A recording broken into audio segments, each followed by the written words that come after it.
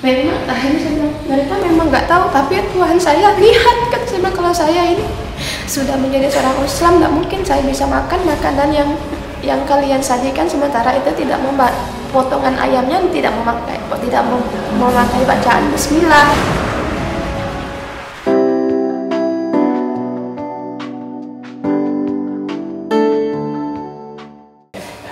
Assalamualaikum warahmatullahi wabarakatuh. Nama saya Katarina Ita, nama Islam saya Rosita Ananta. Tapi alhamdulillah karena saya itu pingin memperjuangkan Islam, jadi saya tetap menggunakan nama Kristen saya. Berawal dari awal mulanya ketika saya masuk Islam itu, ya tadinya memang pingin tahu Islam itu seperti apa. Terus di sebelumnya itu juga saya sering berpikir bagaimana nanti kehidupan setelah dunia ini, kehidupan kita yang akan datang itu seperti apa. Dan itu sering sekali dipikir oleh saya. Pada akhirnya pada saat sekolah itu, akhirnya saya berkeinginan untuk belajar dua agama, walaupun waktu itu saya masih memeluk agama Katolik. Namun memang di masa-masa itu sih memang belum tahu sama sekali sih saya itu tentang Islam, karena memang di usia yang masih SMP itu kan kata orang tuh masa sih bisa tahu, karena beberapa orang yang di luar dari yang tidak setuju saya masuk Islam, apalagi dengan sekarang ini banyak sekali kawan-kawan yang di sosmed itu yang non muslim, masa sih katanya di usia masih SMP punya keinginan seperti itu katanya kan. Tapi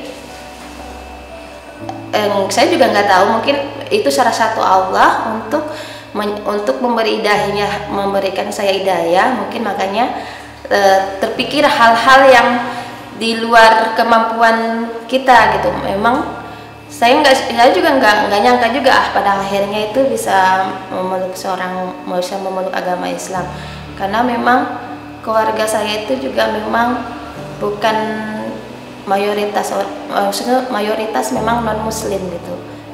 Dan akhirnya memang setelah saya masuk Islam itu, apa yang akhirnya ada di benak saya nanti tentang bagaimana nanti yang akan datang itu kehidupan itu, semua setelah itu saya dapat jawabannya setelah memeluk Islam.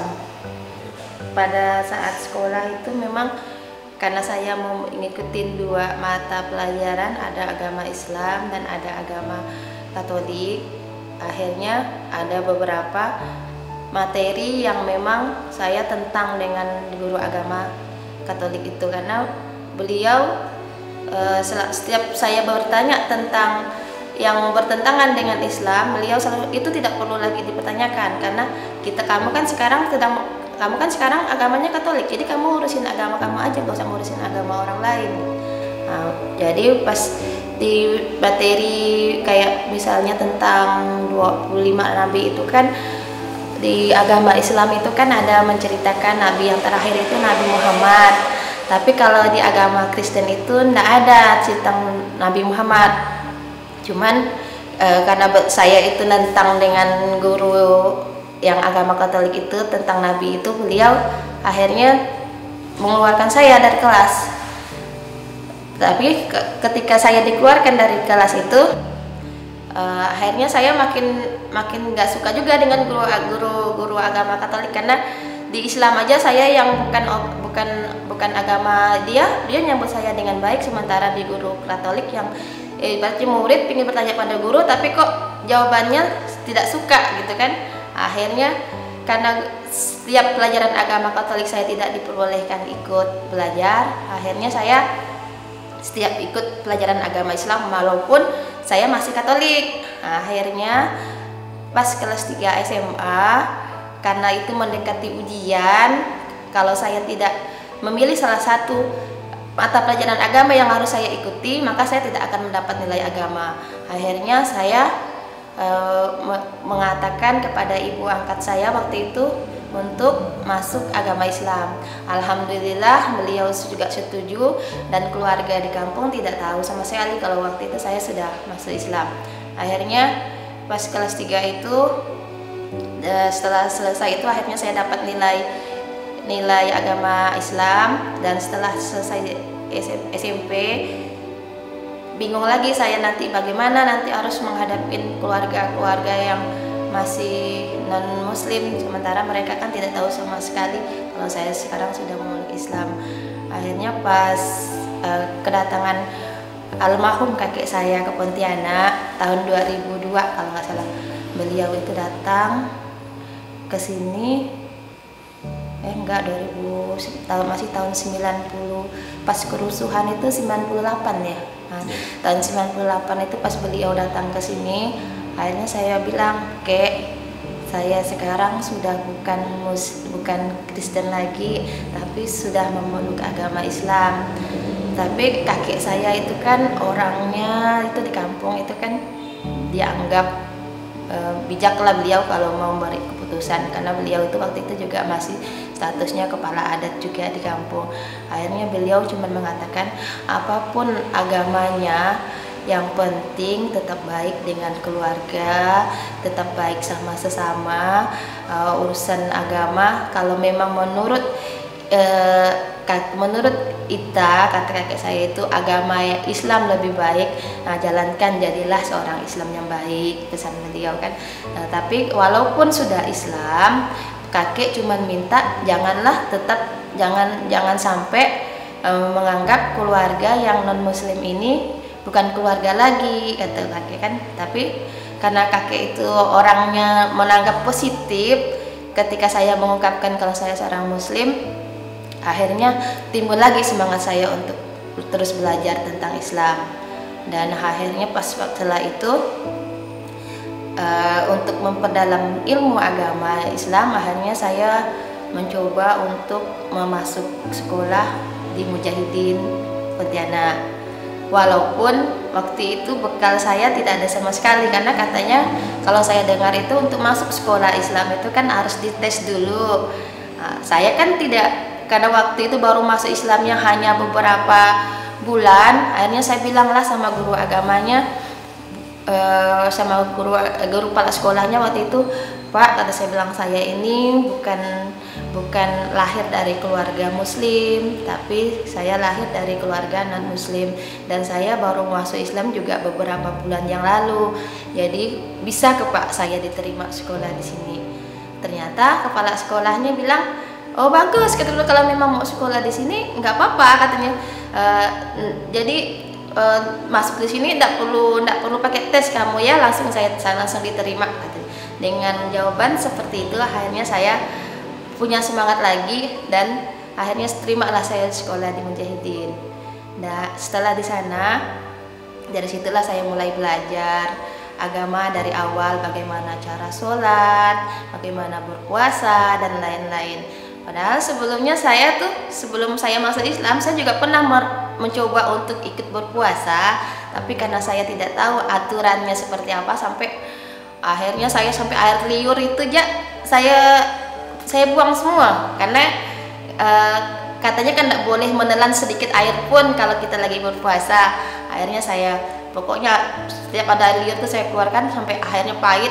Akhirnya pas pada saat buka berpuasa, ibu angkat saya nanya, "Kamu kan tidak puasa, kok kayaknya itu kayak orang berpuasa aja makan minum?"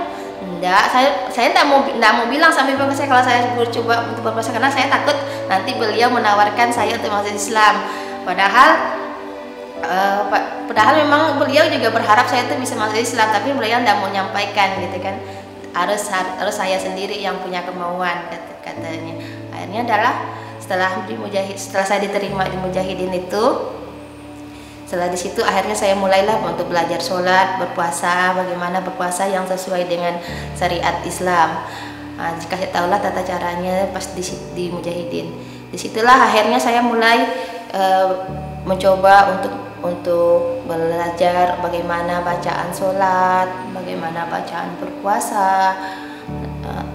Terus karena semuanya kan saya belum tahu sama sekali. Akhirnya saya tulislah di kertas gitu. Ketika saya mau sholat itu saya tuliskan di kertas, saya letakkan di atas sajadah.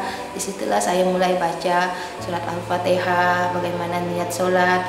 Alhamdulillah, karena memang mungkin memang Allah itu mudahkan, tanpa ada orang yang mengajarkan saya surat Al-Fatihah, Qul huwallahu ahad, dan surat An-Nas sampai Qul a'udzu birabbil falaq tuh saya hafal sendiri, walaupun saya belum bisa untuk belajar pakai bahasa Arabnya, tapi pakai bahasa Latinnya. Kalau saya bersyahadat itu sekitar tahun 1997-98 gitulah. Tapi waktu itu pas saya bersyahadat itu kan belum pakai buku, jadi saya tidak punya apa yang harus saya tunjukkan ke keluarga gitu kalau saya sudah menjadi seorang muslim. Jadi karena waktu itu kan belum ada HP ya, belum ada HP kayak zaman sekarang itu. Jadi kakek saya tuh dari kampung pun datangnya sekitar 2-3 tahun sekali baru datang ke Pontianak. Jadi saya sampaikannya tuh lewat kakek, karena kakek kan orangnya itu saya anggap beliau bisa menjadi orang yang bijak untuk menyampaikan sesuatu kepada keluarga gitu. Akhirnya saya sampaikanlah kepada kakek. Saya nggak tahu bagaimana nanti kakek itu nyampaikan kepada keluarga, karena setelah saya masuk Islam itu kan saya punya ketakutan juga untuk nanti berkumpul dengan keluarga di kampung gitu kan. Akhirnya saya nggak mau pulang dulu dalam beberapa tahun itu, sampai saya merasa saya sudah siap baru saya mau pulang.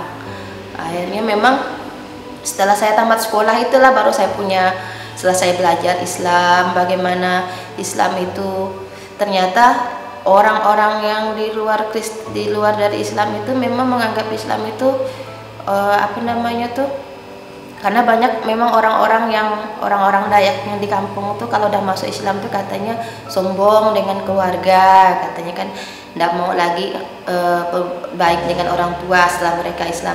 Tapi karena banyaknya image seperti itu, akhirnya saya berpikir saya nggak bisa, saya harus tunjukkan kalau saya bisa menjadi seorang muslim yang baik pada mereka gitu kan.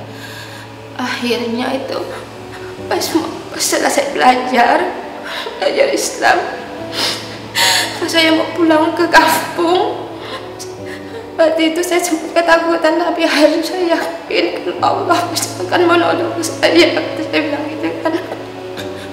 Akhirnya saya cobalah pulang pada tahun 2002 setelah kakek saya meninggal kan. Pas kakek saya meninggal tahun 2002 itu kan pas kakek saya kan meninggal tahun 2002, jadi saya merasa tidak ada orang yang akan bisa menjadi menjadi penengah ketika keluarga-keluarga yang lain nanti tahu saya masuk Islam. Tapi saya coba untuk berusaha untuk serahkan semua itu ke Allah. Kalau insya Allah kalau kita berjalan di jalan Allah, semua akan berjalan baik-baik saja. Dalam hati saya seperti itu. Akhirnya saya cobalah tahun 2004 itu untuk memberanikan diri untuk pulang ke kampung. Akhirnya saya coba pulang ke sana. Ternyata sampai di sana itu pokoknya saya bacalah apa yang saya bisa baca di agama Islam itu untuk sebagai pelindung saya di sana kan. Tapi alhamdulillah ternyata tidak di luar dari dugaan saya, ternyata mereka enggak seburuk apa yang saya pikirkan gitu kan. Mereka ternyata menyambut baik saya, mereka semua, sampai ketika saya mau datang itu mereka siapkan semua makanan yang menurut mereka itu istimewa.